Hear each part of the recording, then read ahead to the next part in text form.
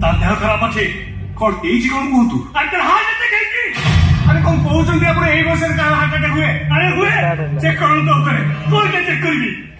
ପିଲାଟି ଦିନରୁ ତା ହାର୍ଟ ୱିକ୍ ଅଛି। ଶରୀର ବଢିବା ସହିତ ତା ହାର୍ଟ କାମ କରିବା କ୍ଷମତା କମି କମି ଯାଉଛି। ଆଗରେ 5-6 ମାସ ଥରେ ହଉଥିଲା, ଏବେ କିନ୍ତୁ 2 ମାସ ଥରେ। କାଲି ହଠାତ୍ ରାତି କଣ ହେଲା କେଜାଣି ହଠାତ୍ ୟାପରେ ଭାବୁଛି ଆଉ ହବନି ୟାପରେ। ଗୁରୁଜୀ କିଛି ତ ଗୋଟେ କରିହବ ନା? କଣ ହେଇପାରିବ? କୋଉଠି ଚେଷ୍ଟା କରିବା ନା? ଆରେ କିଛି ହେଇପାରିବନି। ନାଇଁ ଗୁରୁଜୀ, ନାଇଁ କିଛି କରିହବ।